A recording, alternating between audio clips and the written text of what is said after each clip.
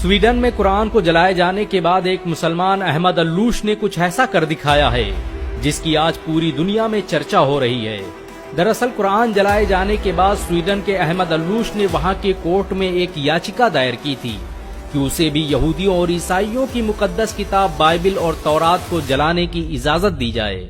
अहमद अल्लूश का कहना था कि जैसे स्वीडन में सरेआम सरकारी सिक्योरिटी के बीच कुरान को जलाया गया, वैसे ही वो भरी सिक्योरिटी और लोगों के बीच बाइबल और तौरात को जलाना चाहता है। इस खबर के आने के बाद इजराइल सहित दुनिया के तमाम यहूदी संगठनों ने बवाल कर दिया था और धमकी दी थी कि अगर हमारी धार्मिक पुस्तकों को जलाने की कोशिश की गई तो हम इसे बर्दाश्त नहीं करेंगे।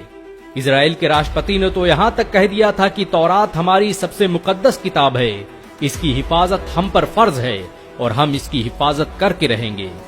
स्वीडन की अदालत ने अहमद अल्लूश की याचिका के बाद उसे बाइबिल और तौरात को जलाने की इजाजत दे दी थी, क्योंकि स्वीडन में धार्मिक पुस्तकों को जलाना अभिव्यक्ति की आजादी माना जाता है, जिसके बाद दुनिया भर की नजरें स्वीडन के इस मुसलमान पर थी। ये इतिहास में पहली बार था कि किसी मुसलमान ने आसमानी किताब बाइबिल और तौरात को जलाने की इजाजत मांगी थी। अहमद अल्लूश तयशुदा वक्त पर कल इजरायली दूतावास पहुंचे।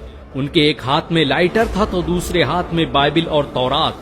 चारों तरफ दुनिया के मीडिया संस्थान और लोग बाइबल को जलाने का मंजर देखने के लिए मौजूद थे। दुनिया भर की निगाहें अहमद अल्लूश के हाथ में मौजूद उस लाइटर पर टिकी थी। लेकिन लोग उस वक्त हैरान रह गए जब स्वीडन के इस 32 साला नौजवान ने लाइटर जमीन पर फेंक दिया और लोगों को मुखातिब होकर कहने लगा कि मैं बाइबल और तौरात को जलाने की सोच भी नहीं सकता। मैं तो बस कुरान जलाने के मामले पर यूरोप, अमेरिका सहित दुनिया के दोगलेपन को बेनकाब करना चाहता था। ये मेरे प्रदर्शन का तरीका था। मैं चाहता था कि लोग आएं और मेरी बात सुनें और एक मुसलमान के दर्द को महसूस करें। जिस तरह से यहूदियों और ईसाइयों को उनकी मुकद्दस किताब को जलाने की बात सुनकर तकलीफ महसूस हुई, उससे लाख गुना ज्यादा हम मुसलमानों को तकलीफ होती है जब हमारी मुकद्दस किताब कुरान की बेहुरमती की जाती है। अहमद अल्लूश के पास बाइबिल और तौरात के साथ कुरान भी मौजूद थी। उसने कुरान को बोसा दिया और सीने से लगाते हुए कहा, भला मैं उन किताबों को कैसे जला सकता हूँ जिसकी तस्दीक मेरे कुरान ने की है। मेरा इस्लाम किसी मजहबी किताब को जलाने की इजाजत नहीं देता। अहमद अल्लूश के प्रोटेस्ट के इस अनोखे अंदाज की आज दुनिया भर में चर्चाएं हो रही हैं। यहाँ तक कि यहूदी और ईसाई भी कुरान को जलाने की इजाजत देने पर पाबंदी लगाने की मांग करने लगे हैं।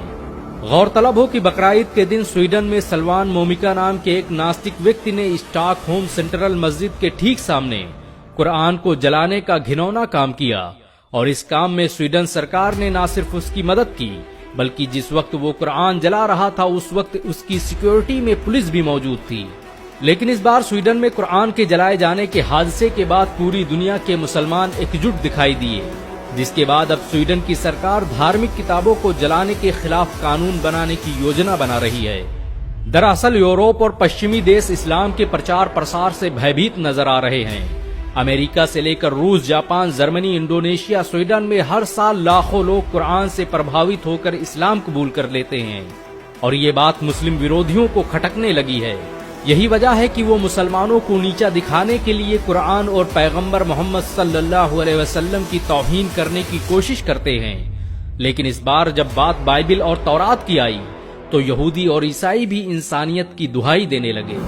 अहमद अल्लूश की गैरत ने आज दुनिया भर के मुसलमानों का सर फख्र से ऊंचा कर दिया है। लेकिन जरूरी है कि सभी मुस्लिम देश एकजुट होकर ऐसे लोगों का मुकाबला करें जो मुसलमानों की मुकद्दस किताब कुरान और उनके प्यारे नबी पैगंबर मोहम्मद सल्लल्लाहु अलैहि वसल्लम पर उंगलियां उठाते हैं। वैसे नबी को गाली देने और कुरान को जलाने वालों का क्या हश्र करना चाहिए, नीचे कमेंट में जरूर बताएं। वीडियो को शेयर करें और ऐसी और वीडियो को देखने के लिए हमारे चैनल को सब्सक्राइब करें। घंटा जरूर दबाएं।